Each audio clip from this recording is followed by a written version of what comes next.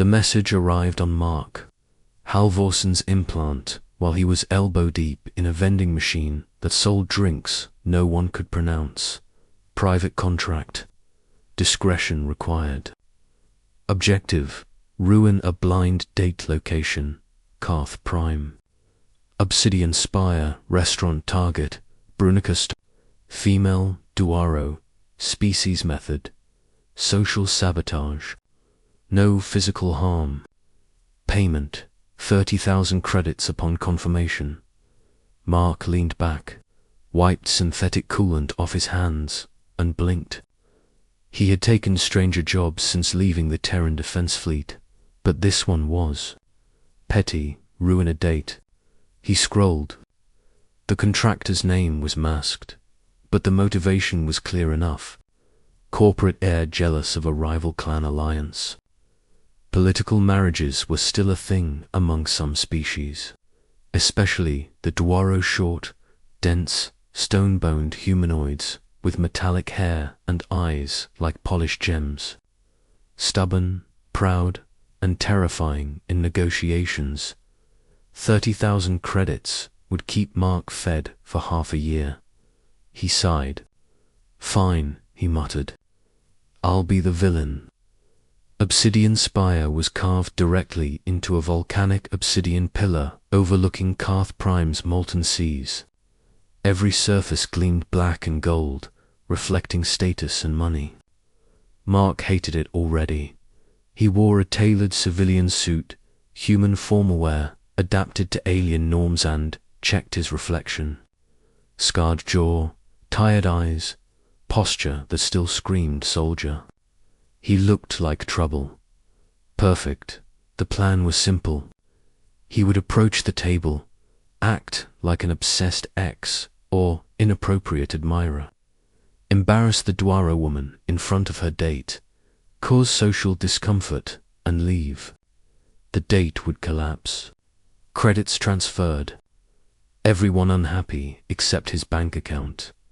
He scanned the room and spotted them. Brunica Stoneforge sat across from a tall, thin alien male of the Valkyrie species.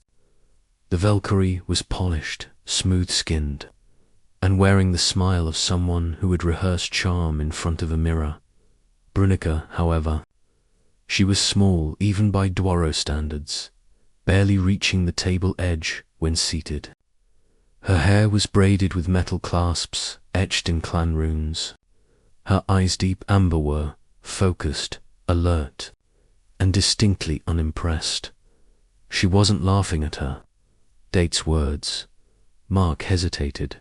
Something about her posture wasn't nervous or hopeful like most blind dates. It was defensive, as if she'd been dragged here. Not my problem, he told himself. He walked over Brunica Stoneforge. Mark said loudly, interrupting mid-sentence. She looked up. Her gaze locked onto him. Nan didn't flinch. "Yes," she said. Her voice was rough, like stone dragged across metal. Mark launched into the act. "Wow, you really just disappear like that? After everything we shared?" The Valkyrie male stiffened. "Excuse me." Brunica blinked once, then she frowned. "I have never seen this human before in my life." Mark faltered for half a heartbeat. That wasn't in the script. Most targets panicked, denied too much, or got flustered. She sounded bored. He pushed on. "Oh, come on. You promised you'd call after we." She stood up. Brunica was short, but when she stood, the room seemed to notice. Dwaro carried presence like gravity. She looked Mark up and down, then leaned closer, eyes narrowing. "Human," she said quietly. "Who paid you?" The Valkyrie gasped. Mark froze. That wasn't supposed to happen. He stopped himself. Lying now would only make it worse. "That's not something I can. 30,000 credits, she said calmly. "Let me guess. Anonymous account." routed through 3 shell brokers. Objective: embarrass me so, my clan withdraws from this arrangement. Silence spread around the table. Mark slowly exhaled. You're good, she snorted. You are not. The Valkyrie stood abruptly. This is outrageous. I will not be. Brunica raised one finger. The Valkyrie stopped, mid-rant, as if the air itself had frozen him. Leave, she told him. You were chosen because you were convenient, not because you mattered. The Valkyrie flushed a deep purple, hissed something under his breath, and stormed off. Brunica turned back to Mark. Sit, she said. He hesitated. Then he sat. The restaurant buzzed with quiet whispers. Well, Mark said finally, that went differently. Yes, she agreed. And now you will explain why a decorated human veteran is wasting his time as a social assassin. His eyebrows rose. You looked me up. You walk like war, she said flatly. Only humans do that after leaving the battlefield. That hit closer than he liked. Mark leaned back. I needed the credits. So did I, she replied. Once, he frowned. Once. Brunica folded her arms on the table. My clan believes I am difficult to direct, too stubborn, too small to matter politically. They keep arranging these dates, hoping I will fail loudly enough to justify disinheriting me. Mark stared. That's brutal. They call it tradition. For a moment, neither spoke. Then Brunica smiled. It was sharp, dangerous, and absolutely delighted. You were paid to ruin my date, she said. Correct. Yes, good, she said. Then do it properly. Mark blinked. What? She leaned forward. Ruin it so completely that they never try again. The next 2 hours became legend. Mark and Brunica staged the most spectacular social disaster Obsidian Spire had ever seen. Mark loudly praised human courtship rituals involving combat sports and bonding scars. Brunica eagerly agreed and described Dwaro traditions of testing partners by throwing them into mines to see if they scream properly. They argued passionately on purpose about politics, honor, and warfare, each escalating until nearby diners leaned in. Brunica accused Mark of stealing her ancestral hammer. Mark accused her of winning it from him in a drinking contest involving engine coolant.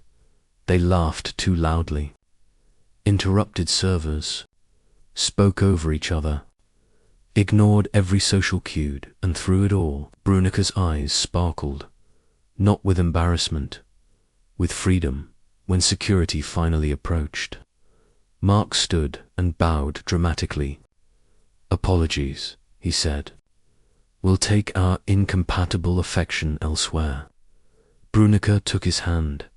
Her grip was strong, warm, as they walked out.